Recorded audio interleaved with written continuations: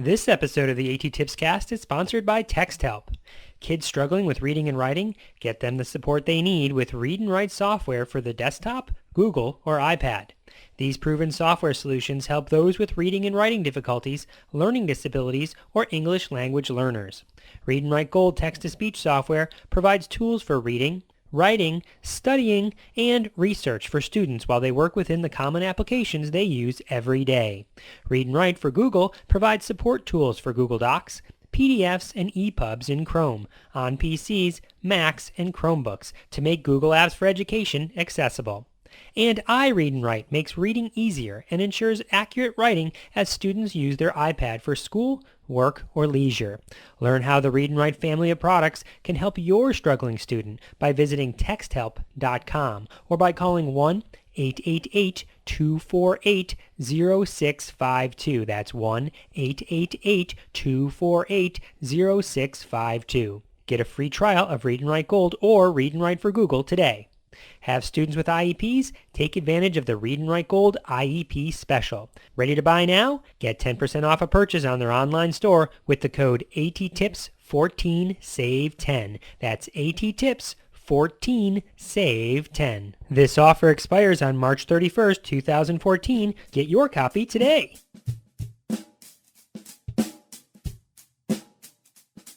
Welcome to the A.T.TIPSCAST, where we examine different ways to provide more options for students. This is episode 129 and was recorded on February 7, 2014.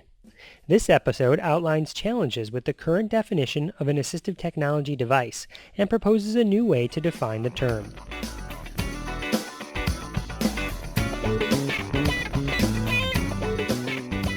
Redefining Assistive Technology Device by Christopher Bugaj. There's a problem with the current definition of an assistive technology device.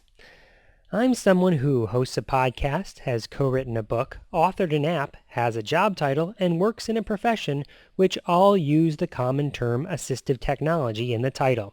And yet, I wonder if we either need to eliminate the term or at least redefine it.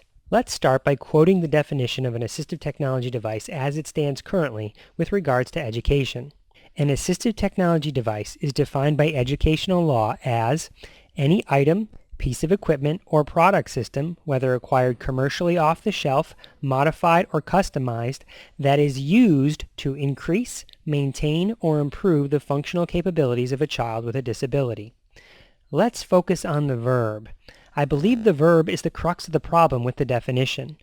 The verb in question is used. Let's put that into play with a made-up example juxtaposing two students, one with a disability and one without. For the purposes of this example, I'm going to use a made-up piece of technology and a generic task, because the tools and the tasks don't really matter. It doesn't matter whether the tool is high-tech or low-tech in relation to the definition. Here's the example. A student without a disability uses a flibbertigibbet to learn math. We call the flibbertigibbet technology.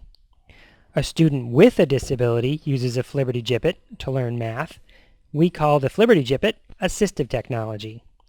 Both students are using the flibbertigibbet to increase, maintain, or improve his or her own functional math capabilities. The only difference between the two is that one has a disability and the other does not. When used in this way, the term assistive technology spotlights the disability and is ultimately discriminatory.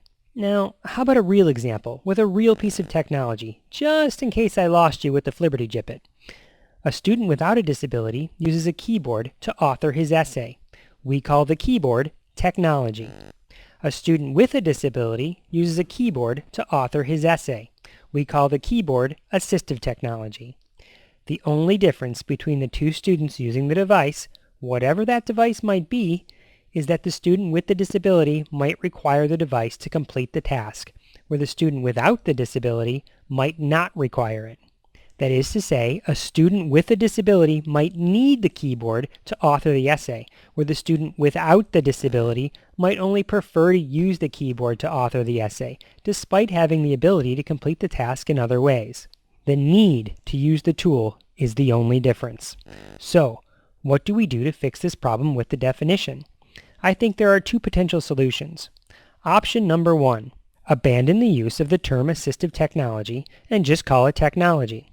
I tweeted a similar message on Super Bowl Sunday of 2014 immediately after the Microsoft Empowering video aired.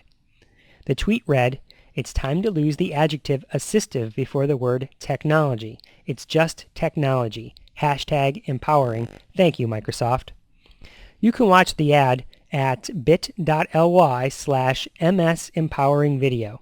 The point of the ad, besides selling Microsoft products, was to demonstrate how technology can be used to empower individuals, whether you have a disability or not.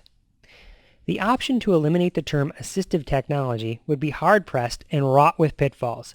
I'm not saying it would be impossible, especially if everyone agreed this was the correct thing to do in the long run, but entire organizations, institutions, careers, professions, and college programs have been built around this term. It's kind of an established thing, and things are hard, not impossible, but hard to change. Myriad questions about funding sources arise as well, as pointed out by some of my colleagues with whom I correspond via social media. If the term is too well established to be abolished, what else can be done? That brings us to option 2. Redefine assistive technology device to use the verb requires or needs. What if the definition of an assistive technology device read, any item, piece of equipment, or product system, whether acquired commercially off the shelf, modified, or customized, that is required to increase, maintain, or improve the functional capabilities of children with disabilities? Wouldn't that be a better definition? Using this definition, any item used by a student, whether they have a disability or not, would just be considered technology. Any item necessary to increase, maintain, or improve the functional capabilities of the student would be considered assistive technology. Are there repercussions I'm not thinking of when proposing the change in the verb in the definition from used to requires or needs? At the very least, the definition should change because the nouns technology and device are synonyms, making the term assistive technology device redundant, right?